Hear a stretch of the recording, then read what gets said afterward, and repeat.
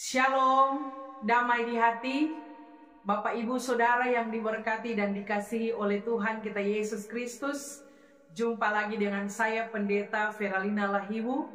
Di saat ini belum terlambat bagi saya untuk menyampaikan selamat tahun baru bagi kita semua. Kita boleh menikmati tahun 2025 yang Tuhan karuniakan di dalam kehidupan kita. Saudara-saudara, saya bersyukur ketika Tuhan masih memberikan kesempatan untuk menyampaikan kebenaran firman Tuhan lewat media YouTube yang ada. Dan senantiasa kiranya saudara-saudara dapat diberkati lewat kebenaran firman Tuhan ini. Kita akan membaca bagian firman Tuhan dalam perenungan Gereja Masehi Injili di Minahasa dari tanggal 19 Januari sampai 25 Januari 2025, yaitu dalam kitab Ulangan pasal 30 ayat 11 hingga ayatnya yang ke-20. Mari Bapak Ibu Saudara yang membuka Alkitab, kita baca bagian ini secara bersama-sama, diberikan perikop kehidupan atau kematian. Sebab perintah ini yang kusampaikan kepadamu pada hari ini tidaklah terlalu sukar bagimu dan tidak pula terlalu jauh. Tidak di langit tempatnya sehingga engkau berkata, siapakah yang akan naik ke langit untuk mengambilnya bagi kita dan memperdengarkannya kepada kita supaya kita melakukannya. Juga tidak di seberang laut tempatnya sehingga engkau berkata, siapakah yang akan menyeberang ke seberang laut untuk mengambilnya bagi kita dan memperdengarkannya kepada kita supaya kita melakukannya. Tetapi firman ini sangat dekat kepadamu, yakni di dalam mulutmu dan di dalam hatimu untuk dilakukan. Ingatlah, aku menghadapkan kepadamu pada hari ini kehidupan dan keberuntungan, kematian dan kecelakaan. Karena pada hari ini aku memerintahkan kepadamu untuk mengasihi Tuhan Allahmu dengan hidup menurut jalan yang ditunjukkannya dan berpegang pada perintah, ketetapan dan peraturannya, supaya engkau hidup dan bertambah banyak dan diberkati oleh Tuhan Allahmu di negeri kemana engkau masuk untuk mendudukinya.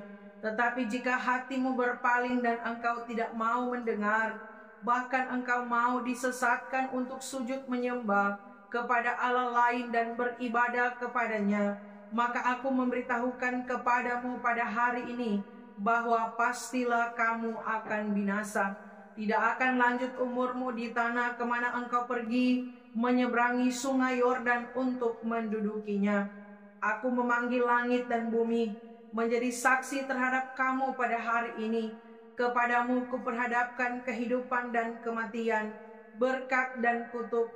Pilihlah kehidupan supaya engkau hidup, baik engkau maupun keturunanmu, dengan mengasihi Tuhan Allahmu, mendengarkan suaranya dan berpaut padanya.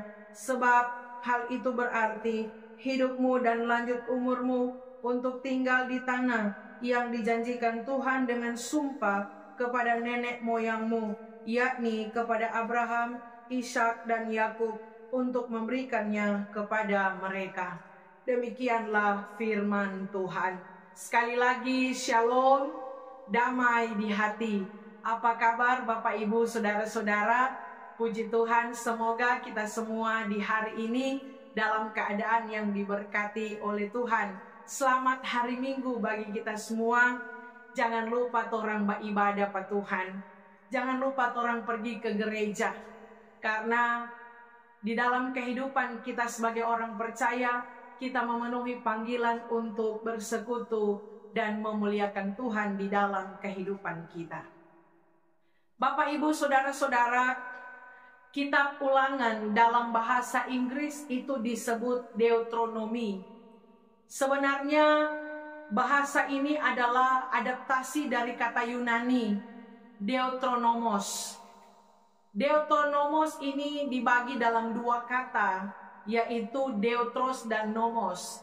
Deutros artinya yang kedua dan Nomos artinya hukum. berarti Deuteronomos adalah hukum yang kedua. Tetapi saudara-saudara, ini bukan pemberian hukum yang baru, melainkan di sini mau mengulang lagi hukum Taurat yang pernah dinyatakan sebelumnya oleh Musa kepada bangsa Israel, secara khusus kepada generasi pertama. Ya, namun karena untuk memasuki tanah Kanaan, generasi pertama ini saudara-saudara semuanya sudah mati kecuali Yosua dan Kaleb.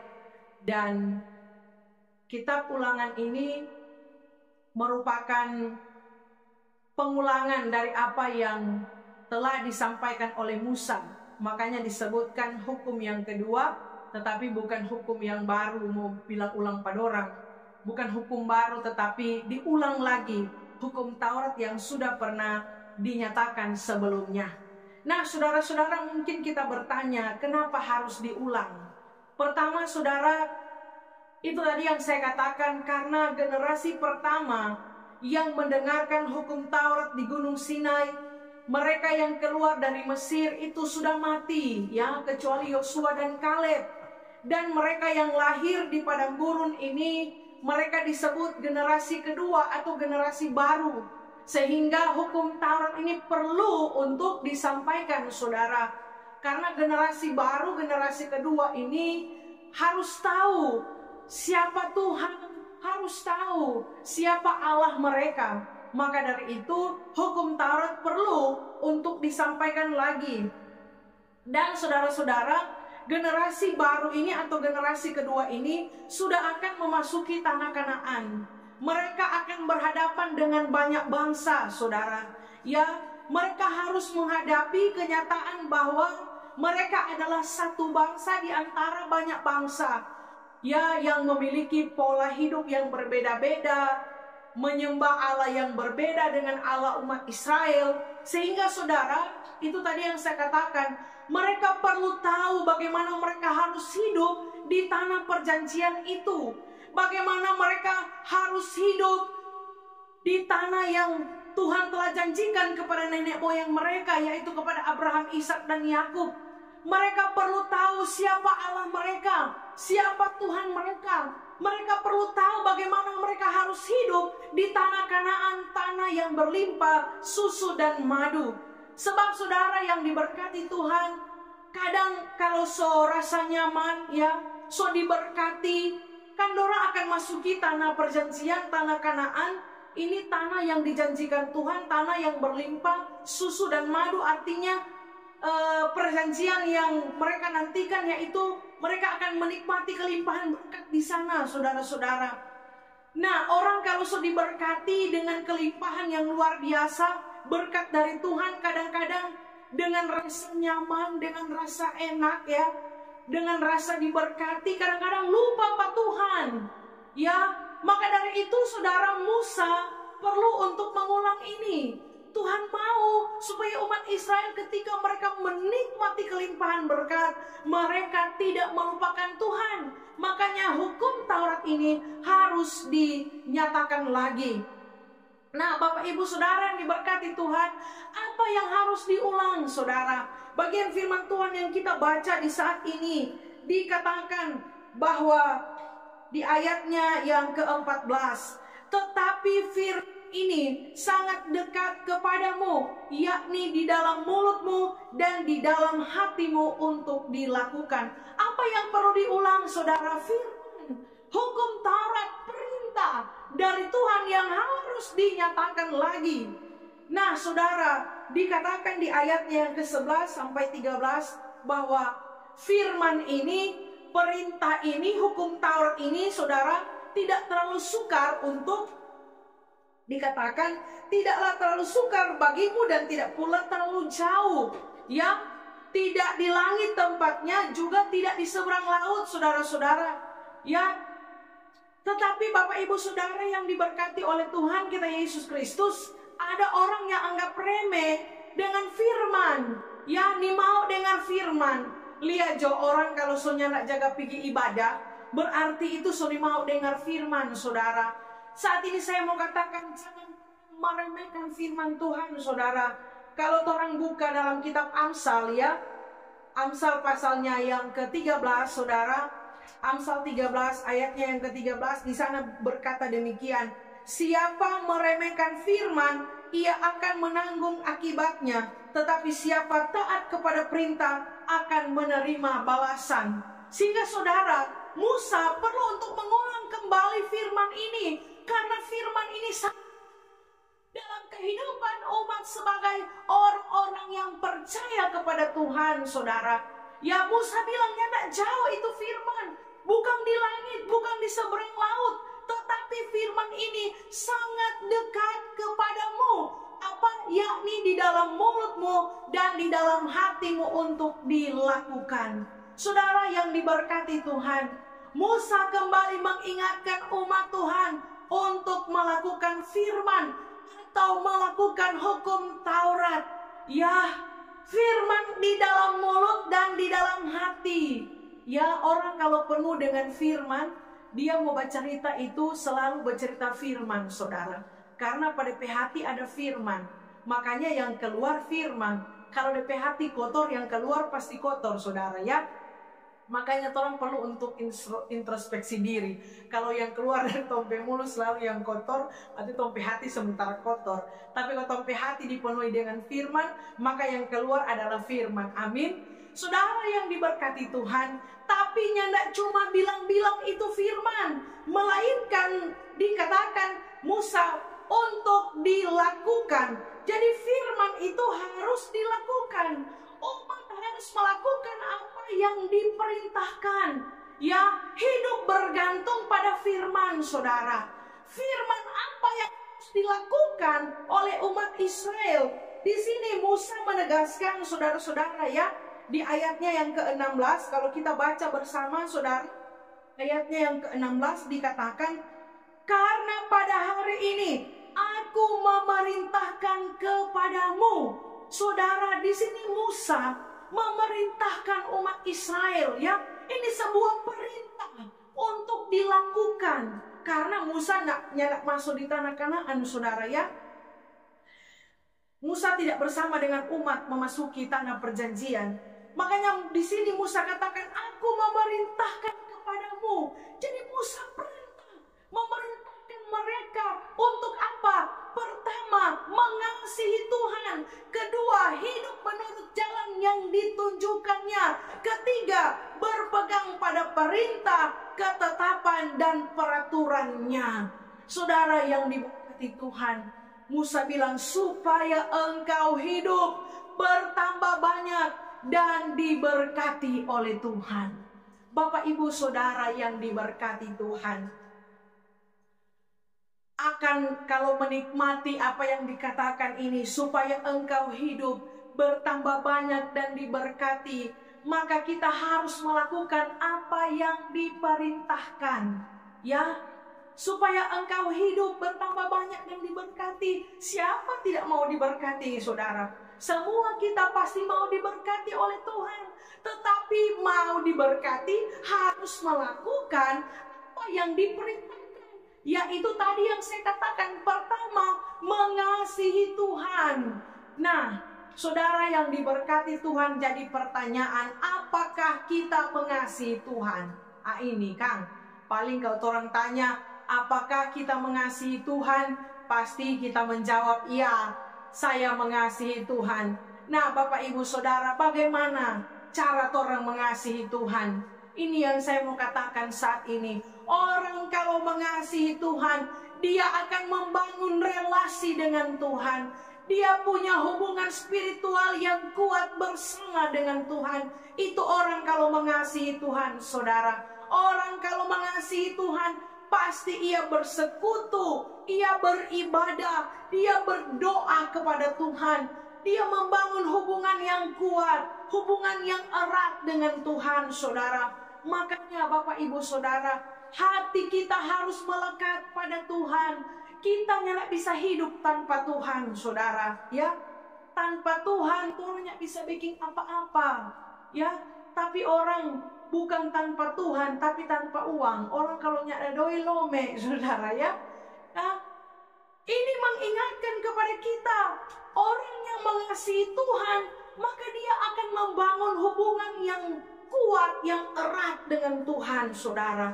Ya, makanya orang kalau mengasihi Tuhan, pokoknya nak pergi ibadah, putar balik orang mencintai Tuhan, saudara. Orang kalau mencintai Tuhan, orang akan bersekutu di hadapan Tuhan. Amin. Orang yang mengasihi Tuhan akan membangun relasi yang intim bersama dengan Tuhan. Dia memuji Tuhan, saudara. Ya, memuliakan Tuhan di dalam kehidupannya. Makanya jangan cuma menyanyi di acara, di keyboard, coba jaga datang menyanyi di gereja, saudara. Iya tuh, diberikan kesempatan menyanyi di gereja, nggak datang, saudara. Mar kalau di acara-acara, oh, jago sekali pokoknya. Ya, ini, saudara yang diberkati Tuhan, kita harus memiliki hubungan yang erat dengan Tuhan lewat apa? Berdoa, baca firman, memuji Tuhan dalam kehidupan kita, mengikuti ibadah, mengikuti kegiatan-kegiatan rohani, ya. Orang tua yang punya anak-anak muda, jangan jaga larang dorang kalau jaga ikut kegiatan rohani, saudara, ya. Jangan larang tuh anak-anak mau pi ibadah. Ada orang tuanya jaga kasih DP anak mau pi ibadah, kok kalau pi disko kasih dang, ya.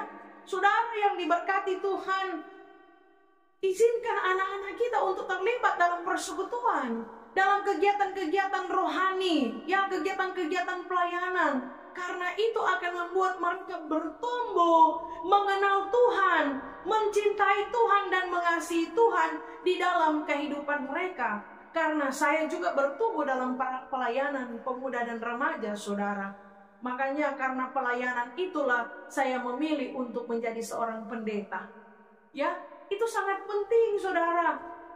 Makanya kasihi Tuhan dengan sungguh-sungguh dalam kehidupan kita. Jangan cuma untung di status. Di status I love Jesus, mar pamalas ibadah. Iyo tuh, saudara, hari Minggu, hari yang mulia, mar bukan foto di gereja, foto di pantai, saudara, ya. Sopi pantai belum masuk gereja. Bapak Ibu Saudara yang diberkati Tuhan, mengasihi Tuhan berarti menyenangkan hati Tuhan, bukan menyakiti Tuhan dengan kejahatan dan dosa yang kita lakukan. Kasihi Tuhan dengan sepenuh hati kita. Yang kedua, saudara-saudara, hidup menurut jalannya. Bapak Ibu Saudara yang diberkati Tuhan, jalan Tuhan itu lurus, nyandak bengkok. Makanya orang kalau hidup bengko-bengko berarti orang yang hidup sesuai dengan jalan Tuhan, ya. Apalagi kalau jaga menyimpang ke kiri dan ke kanan, saudara-saudara, ya, itu bukan jalan Tuhan. Jadi orang harus berada di jalan Tuhan, jalan yang dikehendaki oleh Tuhan. Artinya apa? Kalau hidup menurut jalannya berarti hidup menuruti kehendaknya, ya. Prinsipnya dan ajarannya dalam kehidupan kita. Jangan orang mau ikut orang pe mau.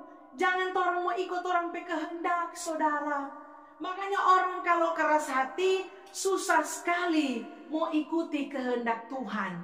Ya, orang kalau keras hati itu orang kepala batu, kabal, nyandak jaga badengar. Banyak anak-anak sekarang nyandak jaga badengar pada orang tua. Itu kabal, kepala batu, itu keras hati, saudara. Ya, orang kalau nyandak jaga badengar tuh hidup menderita. Makanya orang mesti badengar. Karena kalau nyandak badengar, orang pe hidup nyandak mau bahagia. Maka dari itu orang mesti latih orang pe telinga ini untuk mendengar. Ya, orang harus mendengarkan apa yang Tuhan mau untuk kita lakukan. Kalau di ayat 20 dikatakan dengan mengasihi Tuhan Allahmu, mendengarkan suaranya. Ya, orang harus peka dengan suara Tuhan. Kalau ini bukan Tuhan pe kehendak, jangan orang backing, saudara. Orang harus mengerjakan apa yang Tuhan mau untuk kita lakukan di dalam kehidupan kita. Makanya tadi saya katakan, latih orang pe telinga untuk peka dengan suara Tuhan, untuk peka dengan kehendak Tuhan. Karena di masa-masa ini kadang-kadang tuh senintau mantu bagus, mantu nyanda, saudara. Ya, karena apa? Orang keras hati, orang mau ikuti orang pe mau, bukan Tuhan pe mau, saudara. Ya, Maka dari itu mari kita hidup mau menuruti kehendak Tuhan, mendengarkan suaranya, supaya kita akan menikmati kehidupan yang diberkati oleh Tuhan. Selanjutnya saudara, dikatakan berpegang pada perintah, ketetapan dan peraturannya. Bapak ibu saudara yang diberkati Tuhan, kalau di sekolah orang ada peraturan toh, ada aturan dan ketetapan. Misalnya masuk sekolah itu jam 7, kalau lewat dari jam 7 tutup itu pagar, ya. Makanya karena aturan ini semua berusaha, baik murid, baik guru, semua berusaha supaya nggak terlambat. Karena kalau terlambat DP aturan yang sudah ditetapkan dapat kasih pulang, dapat kasih tutup pagar saudara-saudara, ya. Atau misalnya juga di dunia pekerjaan, iya toh, ada DP aturan. Ya, makanya semua aturan itu harus diikuti. Orang berpegang pada ketetapan dan peraturan yang ada di perusahaan, di kantor saudara. Ya, misalnya boleh alpa. Kalau alpa 3 kali dapat PHK, misalnya seperti itu DP aturan, ya. Orang mesti rajin, toh rajin. Kalau barani alpa DP aturan dapat berhenti saudara. Siapa yang suka dapat berhenti? Semua berbondong-bondong dengan penuh semangat ikut aturan perusahaan yang ada. Mari yang jadi persoalan saudara, Tuhan pe aturan orang langgar, ya. Tuhan pe ketetapan orang nyanda ikuti saudara. Ini yang jadi persoalan. Padahal Dia yang memberi hidup, Dia yang memberi nafas, Dia yang memberi berkat di dalam kehidupan kita. Maka orang doa kurang ajar sekali Pak Tuhan, nyanda ikuti Dia pe aturan, apa yang Dia perintahkan orang langgar saudara. Makanya hari ini firman Tuhan berpesan kepada kita, mari berpegang pada perintahnya. Berpegang berarti apa saudara? Ya, berpegang berarti mengikuti apa yang Tuhan kehendaki di dalam kehidupan kita. Ya, karena saudara, kalau orang melanggar ada DP konsekuensi. Itu tuh di ayat 17.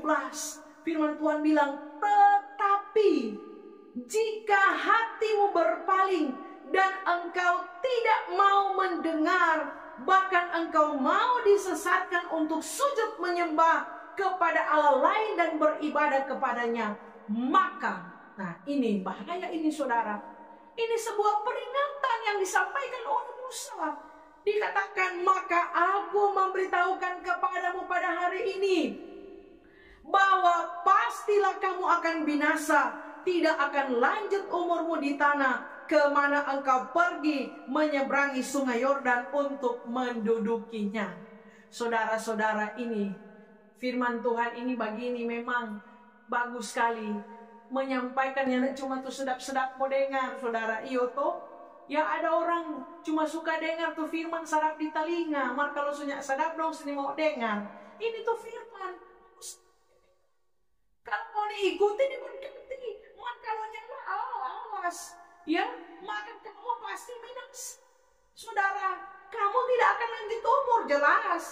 Ini keras ini saudara. Musa so bilang, ya. Bahkan Musa bilang, langit, ayat 19, ku memanggil langit dan bumi menjadi saksi terhadap kamu pada hari ini. Bayangkan, tuh saksi bukan cuma 2-3 orang, langit dan bumi itu saksi saudara. Itu yang dikatakan oleh Musa. Makanya, kalau orang tidak mengikuti apa yang Tuhan kehendaki, ada DP konsekuensi. Itu tuh DP nama hukum sebab akibat. Ya, jika maka kalau orangnya ikuti, ya itu yang dapat kutuk saudara. Itu tuh Musa bilang, aku perhadapkan kepadamu pada hari ini kehidupan atau kematian, kecelakaan atau keberuntungan, berkat atau kutuk. Ya, saudara, kalau namanya pilihan itu seharusnya 2 hal yang sebanding. Kalau misalnya kalau sebanding kan orang boleh pilih saudara. Itu tuh pilihan. Misalnya kopi dan teh, pilih mana? Nah, itu sebanding saudara. Mar jangan teh dengan racun. Nah, itu tidak sebanding. Siapa suka pilih racun? Tapi di masa kini ada banyak orang suka pilih racun saudara. Ya, sayang DP diri. Iya tuh orang sayang diri. Dia punya kehidupan akan hidup dengan sesuai dengan apa yang Tuhan mau dalam kehidupannya, saudara. Makanya Musa bilang, hidup kehidupan. Maka kalau firman, Tuhan sudah memilih kehidupan untuk menikmati apa yang Tuhan janjikan untuk diberkati dalam kehidupan kita. Amin. Kiranya firman ini memberkati kita semua. Shalom, damai di hati. Sampai jumpa kembali, saudara. Biarlah kebenaran firman ini dapat menjadi pegangan iman di dalam kehidupan kita. Tuhan Yesus memberkati kita semua. Sampai jumpa kembali.